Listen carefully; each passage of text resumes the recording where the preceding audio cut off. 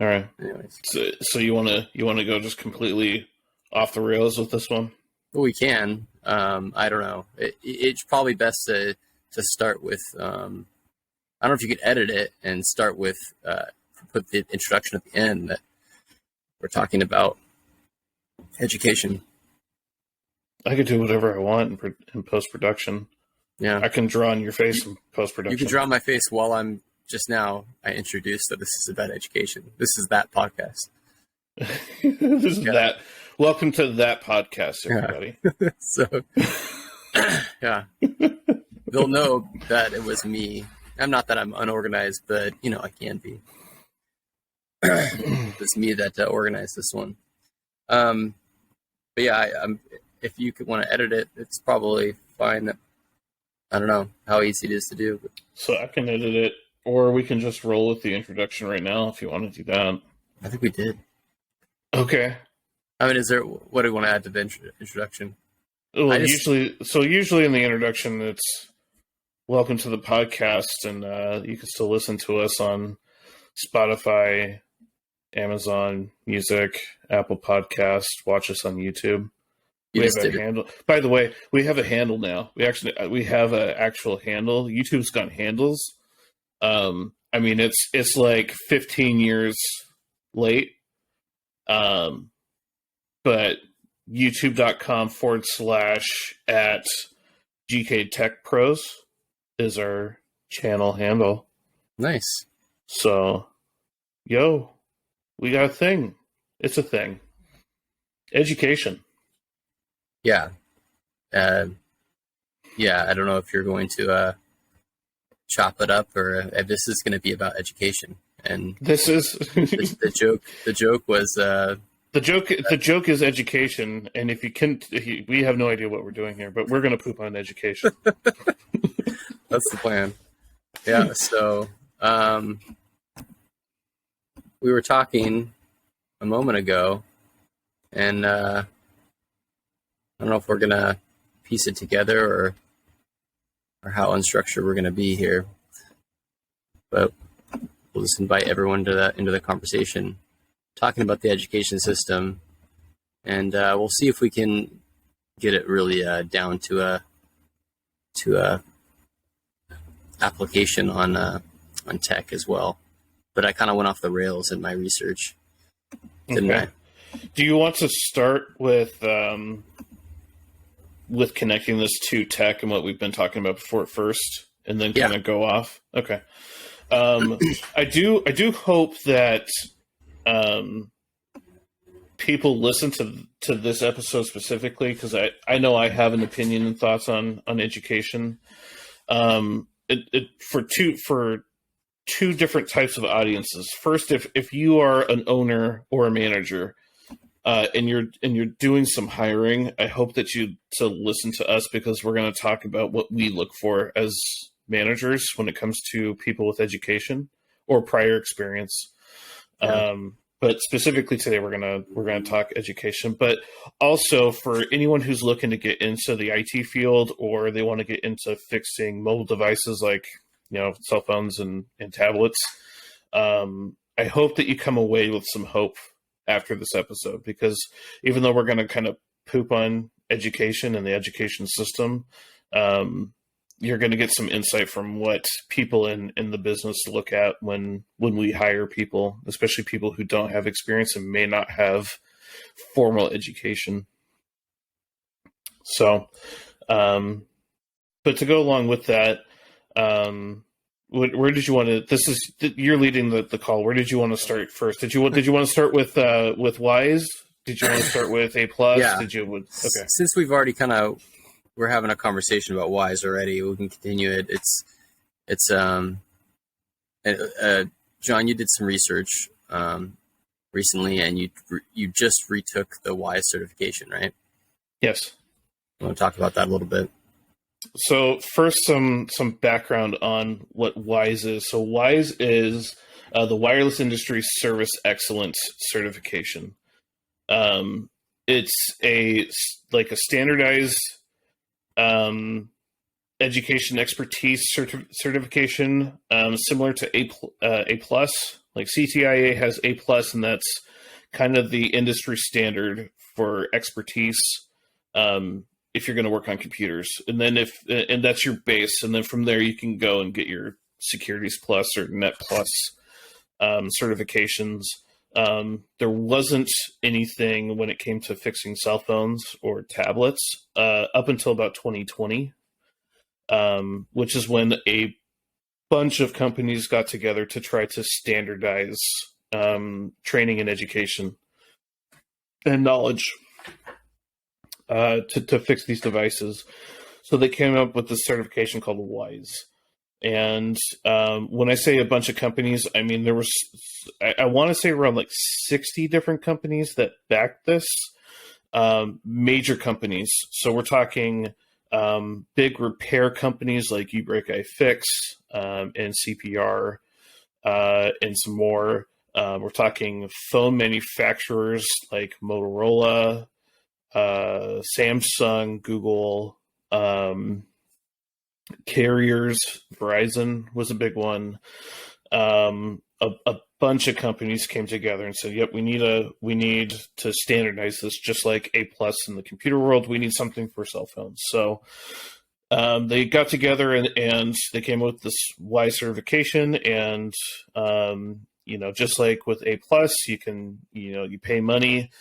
You get the training material. You take a test, and if you pass the test, you're WISE certified, and you get something that looks like this, a WISE certification. So I am level 1 and level 2 WISE certified. The test itself is 65 questions. You get 90 minutes to take the test. I finished my test in 30 minutes. So I've taken the test twice. I've been certified twice. The first, I was one of the first people to get certified back in 2020 when this was launched. And then I was again certified this past year. I did not study for the test at all. For either time version 1 or version 2 of the assessment. And I passed with flying colors. A lot of that has to do with the fact that I am experienced and I had good training. And Brandon and I are going to talk about, the education system. The WISE certification doesn't have bad information. There was one question that I got, and it has you match up components to what they are. So they'll give you a picture of a component, and then you have to match what it was. And it showed me a picture of a volume and power flex. And I got this wrong. They said it was an antenna. And I'm like, I've seen this component probably 1,000 times. This is definitely a power button and volume flex. This is not an antenna. But for the most part, and I read through, after I took the test, I read through kind of the training guide just to see if there was anything that would catch my eye, and there wasn't anything there that I didn't already know. But again, I have several years of experience, and that's WISE. And I like that they want to standardize the knowledge and expertise. At the same time, as someone who's been certified, and as a hiring manager myself, if a candidate came up to me and I posted for a repair technician, and I had 2 candidates, and one candidate is like, I don't know anything about repairing anything, but I'm really excited about learning how to fix devices. And another person said the exact same thing, but they're WISE certified. To be honest, it wouldn't mean anything to me. And the reason for that is in my experience, when it comes to fixing devices, your education and experience background mean really nothing to me. I'm going to train you just like you're brand new. and oftentimes, if you're brand new to the field and you have no experience, that's better than a lot of people who come in and have experience, because oftentimes I have to have them unlearn what someone else trained them poorly, and then I have to retrain them. And so they have to unlearn what they had learned and then learn how I like things done. Versus someone brand new has no bad habits, right? They don't have any habits. So they only learn the good habits. Brandon, I think you've experienced the same thing. And Yeah, feel free to take over and go off the rails at this point. Yeah, no, my experience is the same. And if you haven't gathered, to make it clear, our contention here is something it's not new. It's been shared by many great thinkers and educators that education, the systems that we have are dying, and even with a system like WISE, which is a good system, there's not a lot of bad in there, but the contention isn't the quality of the material, it's the validity and the practicality of what's out there and what it actually means in actual, real life and what you're, and so, and we're trying to find something like with WISE, and other things, trying to find, how this would be useful. You talked about hiring. It's not useful there. It doesn't help you get hired in that scenario. We were joking about the consumer, like there's not going to be because optically, yeah, it sounds nice to say, oh yeah, this company has got WISE certified technicians, but does it? I mean, what person buying or getting a repair done or whatever it is, come into your shop is going to have any clue or care, or WISE certified here. Okay. Mm-hmm. So right. It means nothing. And so I just can't think of an application for it. And that's not just WISE certification. It's the case. It's nothing against them. It's just it's education in general. It's good to be educated, and with WISE certification, with any other kind of education, it's good to have it. But I question the practicality of it. Yeah, I would agree. Education is a good thing. What I find problematic right now is whether you go to school and get educated in really whatever field. There are some exceptions, right? Like the medical field or whatever. But for the most part, if you're looking for an IT job, if you're looking for an accounting job, if you're looking for an engineering job, a lot of these places, when they hire, they want you to have, a BA or an MA or whatever, right? And that gets you in the door, right, for entry level, right? For an entry level job. But you could go other routes without the education and end up, because really it's all about experience, right? And so you could go other routes, gain experience, and that's what gets you into the, level 2, level 3, level 4 jobs, right? And so, right, especially right now where we're seeing like an oversaturation of bachelor degrees, right? And you're seeing all sorts of weird requirements, education requirements to get these low-end education or these low-end entry-level jobs. It can be problematic in our field specifically. Like having a degree or not having a degree doesn't matter for these entry-level, retail repair. Education doesn't matter. It's the perfect job to get while you're in school. To be honest with you, it's so you can gain some experience and the education. So when you go out into the real field for a real RT job, you can start applying for, level 2 jobs like right away. Cause you could say, look, I got 4 years of work tech experience on top of my bachelor's in computer science or whatever. But yeah, it's definitely interesting.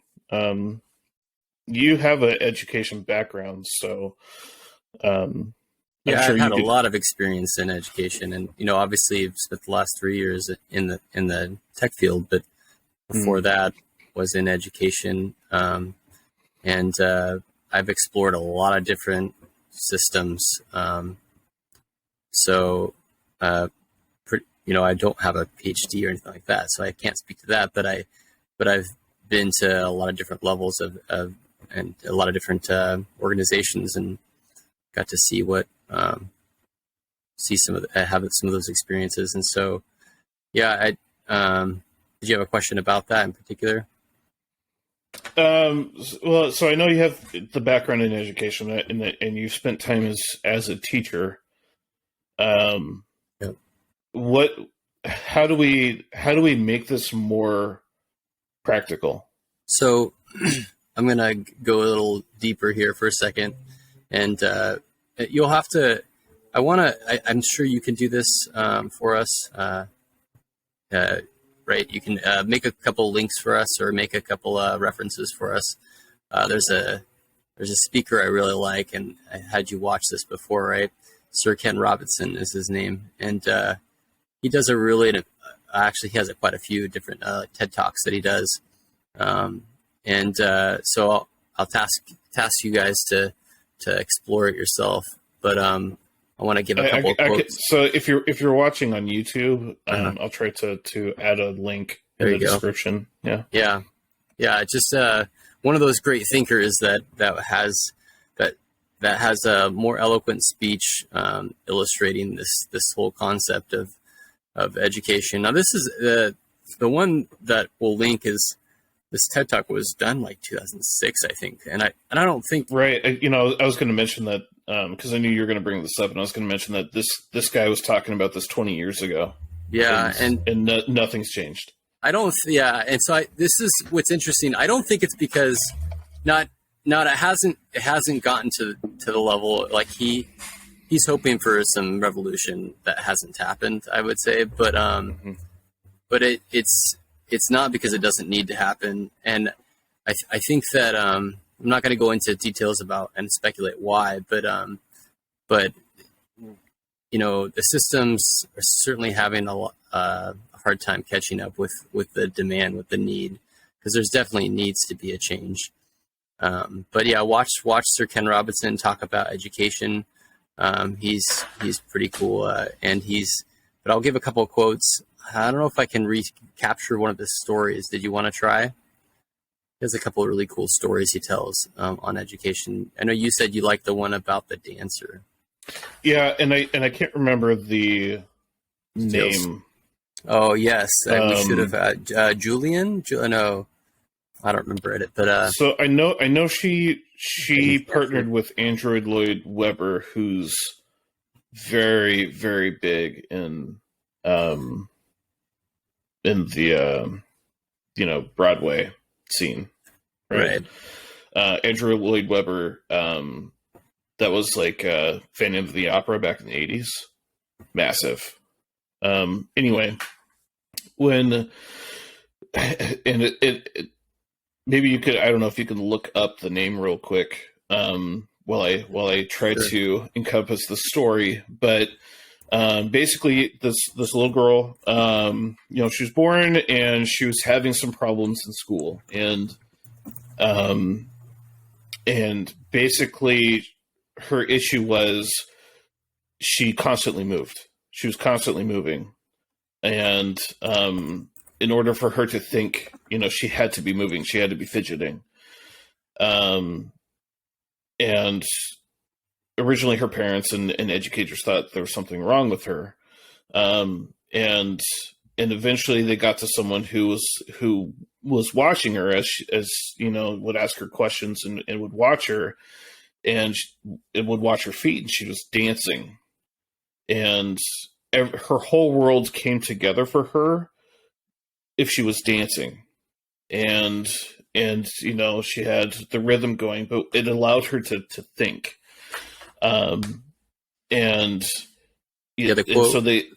quote is, Jillian isn't sick, she's a dancer. She's not exactly. The quote is is it Jillian? Yeah, Jillian Lynn is her name. Jillian Lynn. Okay, so she's not sick, she's a dancer, and it was recommended that they send her to dance school. Well, she excelled at dance school, eventually, ran into Andrew Lloyd Webber and got super into creating choreography for these, for all these Broadway plays and whatnot, and musicals, is a multimillionaire now, right? And is looked as a choreography genius, right? Had she grown up today in 2022, a doctor would have looked at her and prescribed her medication, and she would have calmed down, and we would have lost out on that art. Yeah, essentially, right? That's my favorite part of that story, is that it's true that So it's true. Something that really resonated with me with Sir Ken Robinson's TED Talk was he was saying that we educate out creativity. That we all start as artists, and then we and then we educate ourselves out of it. And so, his whole thing about the whole revolution is, that our current education system was built for the Industrial Revolution, or as a result of the Industrial Revolution. And so our education is built for that 9-to-5 kind of factory worker kind of job. And it's really kind of stifled innovation and creativity in a lot of ways. Yeah. And his contention goes even further. He makes claims like that we should be, putting the arts on the same level as the sciences and the math. And so, and I won't go that far in this talk, but it's very interesting. He makes a really good point. And there's a couple other quotes I want to give. And if you want to share more about your thoughts as well on him, that's fine too. But for the purposes of this podcast, I really just want to explore more of a practical, not an artsy side of things, but what can we do to what kind of practical steps can we take if some of the certifications aren't useful? What can we do? And so I'll go over that a little bit in a minute, but a couple more quotes I really liked. He says, "Suddenly, degrees are not worth anything. Process of academic inflation." So that's kind of interesting. And, right, the bachelor degrees is like the equivalent to a high school diploma at this point. Right, and so it gets kind of ridiculous. Already, we know and I think a lot of us know we're chasing a piece of paper that's meaningless at times. It's why people change their majors so much. And there's this huge phenomena. There's a huge, it's a big hot topic about, education debt, and but what's not talked about is the cherry on top that it seems so meaningless, and so yeah, but it's terrible that even worse that it's inflating, the value is inflating to where we just it has no use. And I think eventually we're going to realize how little use it has, or not us realize, but the systems will eventually have to do something. Yeah, it's a shame that we're in a system right now where you're chasing the piece of paper, right? That piece of paper gets you the interview, but it has no bearing on whether or not you're actually going to be good at the job that you're applying for. Right. And on the flip side to that, as a hiring person, it doesn't mean anything about the candidate really, and whether or not they're going to bring anything of any substance, right? Because the right candidate might be the person who couldn't afford the education, right? But they're super innovative. Yep. Yeah. Right. Definitely. And maybe the person that you absolutely need to bring onto the company. And we could go on and we could talk just in the tech field, how many, revolutionary tech people have been out there that are college dropouts or high school dropouts, right? Bill Gates didn't finish Harvard. Granted, he went to Harvard. Steve Jobs was another guy who, he took a few college courses and never finished. And they were giants in the industry. I don't know. Do you have anything else that you can harp on that? Yeah. I'm gonna have lots more quotes for Sir Ken. You got to go watch it though. Watch it for yourself. It's a great TED Talk. And he's very well spoken and way funnier than we are. Yes, true. So,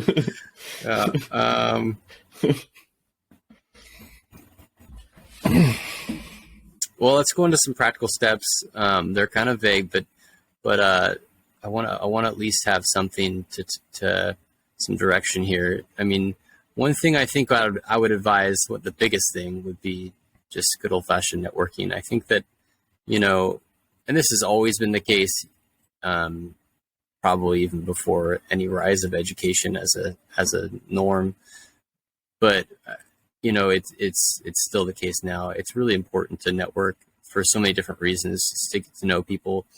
One thing that Sir Ken Robinson said, I'll point out, is he says that intelligence is dynamic and not compartmentalized. And so, when you're meeting different people, it's the same sort of thing. It just creates opportunity, and it gets your brain, functioning in a different way when you're learning from different people and thinking like them, and not just getting stuck in your own, your own legacy and your whatever you've learned from your family. So I think it's important to network as broad and as wide as possible, whatever that is, through various different means, whether it be through different real life events, whether it be digitally through LinkedIn or even Facebook or whatever, or here on YouTube or whatever it is. Lots of networking is important. Anything to add with that? Well, I think everyone has heard the phrase, it's about who you know. Mm-hmm. And so, networking is super important, because there's only so much that you can gather from like interviewing a person. Mm-hmm. It's when you take people out of that environment and put them into something that's much more comfortable, it's way better. And not only that, but you can, as you're networking, whether you're a business or you're just a person going to businesses and just hanging out and asking questions, you stick in people's heads, and then that creates influence. Yep. So, and that's power. Yeah. So the job I had for the last 3 years was from, I met some random person. I just was willing to have a conversation. You actually hired me, so because of this person. So mm-hmm. The person that you had hired before me, and I met him, and he made a Facebook post. And so mm-hmm. that kind of thing is just really important. I wouldn't have had the opportunity if I wouldn't have had conversations with people. So mm-hmm. Us introverts, we don't like that. But. Right. And you bring up a good point with that too. And oftentimes, I just said everyone has heard about, the whole, it's about who you know. Well, sometimes networking isn't about reaching out to that person has a lot of influence. Sometimes it's talking to the person who's in the corner being quiet, and talking to everybody. Yep. Because the person who referred you was a person who didn't work out in the company, and nothing against him. It just was a fit that didn't work. But I'm eternally grateful for him. Yeah. Obviously, because it got me you, and right. You were a great fit, and now we have a podcast together. And there we go. And there we go, for better or worse. Yes. But yeah, you never know, and sometimes just an absolutely game-changing decision, whether it's a hire or just maybe just a decision within the business, comes from just a random place, from a random person. And so don't discount anybody ever. One of the hardest lessons that I had to learn back in my 20s was that you can learn something from everybody, including people that you don't think that you could learn from. And so network to everybody, whether it's if you're in the tech field, whether it's a competitor down the road to you, or whether it's the 16-year-old high school kid that lives next door. Network with everybody. Knowledge is power. In addition to that, focus on developing passions. I think that's important to keep your mindset on that. We've talked about several times, I think during this podcast and other podcasts, about, how important or how valuable it is to a hiring manager to see someone with passion. And so, and it doesn't have to be an exact fit, the passion, but having passion, I mean, having relatable passion is important, but yeah, just developing your work passions is good. Focusing on that. Usually that's where innovation is going to start. Usually. True. Yeah. Right. You love something, so you want to improve it. Mm-hmm. Right. I'm not gonna. This is a cup. I have no passion around cups, and I'm not going to innovate a better cup. But I am passionate about my own business, and so I'm going to do everything I can to think outside the box to make us different. I saw a meme recently. It was. Is it appropriate enough for me to post on the YouTube channel? You probably could if we could find it. Okay, I'll try to find it. But it was pretty basic. It was talking about Google, and it was comparing Google to kind of a graveyard. And the idea was that I remember a time one day we're going to look back, and it's when you're looking at Google, it's like you go back to it not because it's useful, but because you remember when it was useful. and it was just joking about how you look up something, and this isn't the case for everything. Obviously, you can look up a lot of useful stuff in Google still, but so often I can agree and concur with this when kind of relate to how when you look something up sometimes and there's just nothing there, ads and things, but nothing that's helpful to you. And maybe some of that's algorithm and that sort of thing. A lot of it's ads. But yeah, it's interesting. And I think that there's gotta be some development in that area. When you're trying to seek out knowledge, it'd be really useful if we had some more defined search engines or some apps that would help with that sort of thing. That's something that I have a passion for. Just weed out the irrelevance. I think that's about all I have. I can talk about Sir Ken Robinson forever, and there's a few other guys that I don't have any quotes listed for here, but it's about the end of what I have here. Do you have any other stories from seeking out a variety of help? Stories for that? Yeah, just no. an experience where you've experienced something like that. So, personal experiences? The personal or professional. Yeah, I mean, we mentioned the one about how me getting my last job. But yeah, I mean, I don't have another story, I don't think, but it's definitely something that everyone can probably relate to if they think about it. You don't always expect where you're going to get help from, and we liked, but in our brains, at least for mine, I'm really logical, and I like to think I know what's gonna result in what. I kind of have my own intelligence on a pedestal, I think, for predicting things, but it's really common that we meet people we don't expect, and help is going to come somewhere. And there's a lot of entrepreneurs out there I mentioned Gary Vee, and I left him out of the podcast, but there's a lot of other entrepreneurs out there that are really successful that talk about how we'll be seeking one thing, and then in the midst of that, if we keep going and don't give up, we're gonna find something we didn't expect, and so that's another Sir Robinson quote. If you are not prepared to be wrong, you will never come up with anything original. That's a Sir Robinson quote. So it's important to continue on and to seek out a variety of help. So I actually have an example, a professional example. Okay, go for it.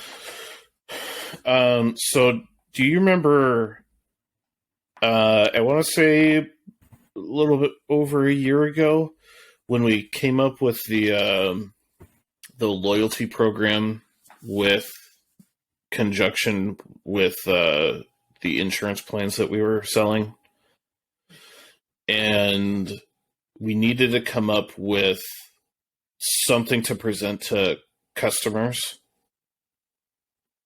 right? We had to basically create a poster to put in, right? And so we threw it out to the entire team, right? So Brandon and I, we worked for a company that was a franchise for uBreak iFix, which is uBreak iFix is no longer really a thing. It's Asurion now, but we worked for a franchise that owned several locations. And so we had, at any given time, between 20 and 30 employees. And we threw it out to everybody that we needed to come up with basically a poster. So it needed to be creative. It needed to be kind of an artwork, but it needed to highlight everything that was important about this loyalty program. So we threw it out to everybody, and the person that came up with the actual artwork was probably the last person that Brandon and I would have thought to knock it out of the park, but she knocked it out of the park. She did. And so when you say dollars for it too. Yep, she did. But when Brandon says, seek out help, and you never know where you're going to get that help from. We had people who were being educated in art. They work part-time for us, and they go to school full-time where they are learning, graphic design and whatnot. And those weren't the people that came up with this design work that we needed to promote this program. It was someone who had no education in that whatsoever. She just had she has a creative flair about her that really worked, right? And so that's the example that I have, right? Yeah, that's a good example. Thanks for sharing. And so, and this, in my experience, this has happened. This is not the exception to that rule. A lot I could tell you about people who have surprised me because they had some sort of talent that I didn't bother to try to investigate and pull out from them, right? So, anyway, that's when you said that, seek out a variety of help, that was the first thing that came to mind was that project that we had about a year ago. Yeah. So that's the end of our podcast here, unless you have more to share. Next, why don't you introduce our next podcast? So the next one I've wanted to do since we started doing the podcast. And I've been sitting on it for a few months now, because I wanted us to kind of get in the groove and get kind of comfortable being in front of the camera and talking into a microphone and whatnot. But something that I'm really passionate about is right to repair. And so we're going to talk about that in 2 weeks. Brandon and I, when we created this podcast, our value with this is we wanted to be as transparent as possible. And if we can't be fully unbiased, then at least be honest about it. And I'm going to tell you, I'm pretty biased. So Brandon, maybe you can be the devil's advocate in 2 weeks when we sit down and do this. But we're gonna talk about right to repair, and the death of ownership, or maybe the attack on ownership, because I think the right to repair is a small nugget of what a larger problem is. And we're gonna talk about it, and I'm gonna rant about it. So get your popcorn ready, because it's gonna be a wild one. All right. So, and again, watch us on YouTube, listen to us on Apple Podcasts, on Spotify, on Amazon Music. There's some sort of other thing that we're on now, and I can't remember the name of it, but people are listening to us on it. So wherever you can listen to podcasts, we're probably there. and subscribe, and like I said, get the popcorn ready for next week. Get a drink ready too. Don't be driving if you're drinking, but yeah, right to repair coming up next. Thanks, everybody.